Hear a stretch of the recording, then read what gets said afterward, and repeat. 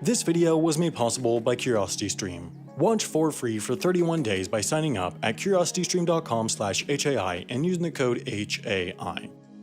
North Korea. It would be great as a reality show, but it's less great as reality.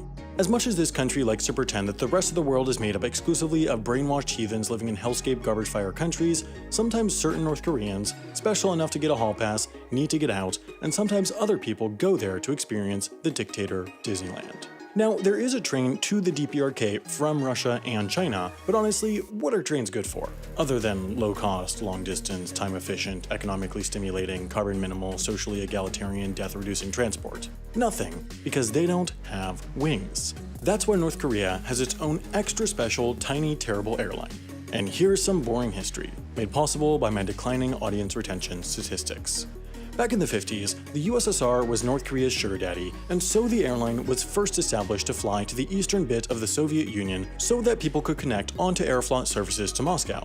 In the early days, they flew exclusively Soviet planes, which sometimes didn't crash, and mostly focused on flights to the USSR and later China. Eventually, though, they got some big boy Ilyushin IL-62 and Tupolev Tu-154s, which surprisingly are not the names of toaster models, but rather planes that could fly all the way to Eastern Europe. That meant that they could finally fly the crucial non-stop route of Pyongyang to Moscow. They also eventually added some flights going all the way to some other Soviet-united places like East Germany and Bulgaria. But then the USSR became USS not, North Korea and Russia's relationship diminished, and Air Koryo started flying to some definitively not Soviet places. As recently as 2010, they were flying to far-flung destinations like Zurich, Budapest, and Prague, but then the DPRK's flag carrier ran into two major issues. One was that they were added to the prestigious airlines banned in the EU list, meaning that, for the most part, they could no longer fly through, to, or from most of Europe, and two was that, especially in the past decade, a whole host of sanctions were imposed on North Korea by both individual nations and the United Nations. These sanctions, preventing all UN member states from conducting almost all types of trade with North Korea, mean that there's barely any economic activity with the country, so there's little reason for people to travel there. Nowadays, Air Koryo is more modest in size compared to its former glory.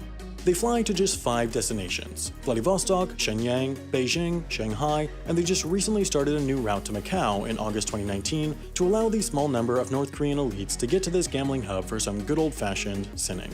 Since this longest flight is only 3 hours long, they don't have to deal with some of the complications that would arise from their crew liking some of their layover cities a little too much, since they don't have to have any overnight layovers.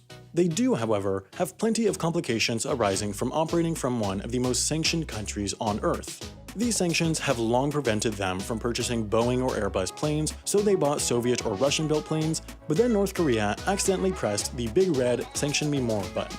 On November 28, 2017, North Korea launched a ballistic missile that landed uncomfortably close to Japan, and, in response, the UN dropped the mother of all sanction packages outlined in this bad boy document, UN Resolution 2397.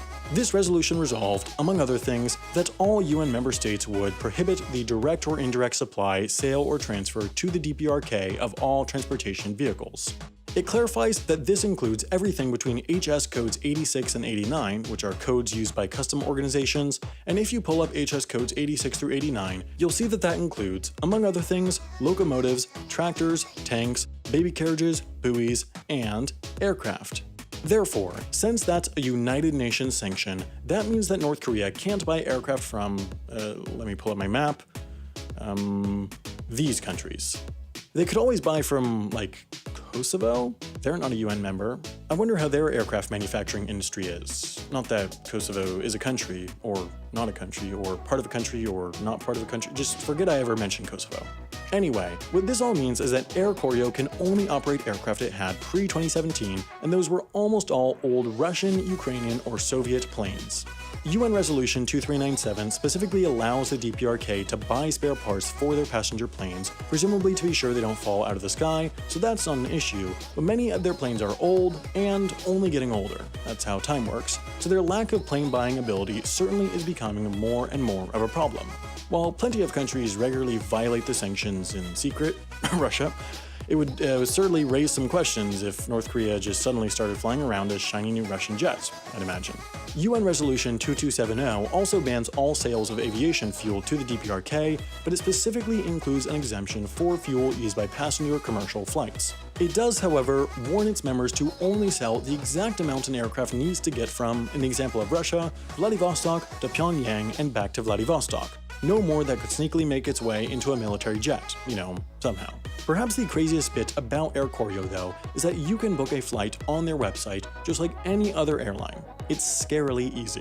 The reception when you get there, well, that might be less than warm. Of course, on their rickety Russian jets, Air Koryo lets you experience aviation's past, but if you want to see what flying will be like in the future, you should watch Into the Skies, a new episode of the Curiosity Stream original series, Speed. This covers how aircraft design will change to cope with a time not far off when 10 billion passengers will fly each year.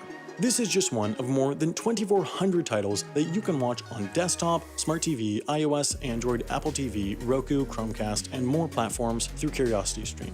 They're the perfect site for anyone who likes being entertained and educated simultaneously. What's best, for HAI viewers, you can watch any of these more than 2,400 titles for free for 31 days by signing up at curiositystream.com/HAI and using the code HAI.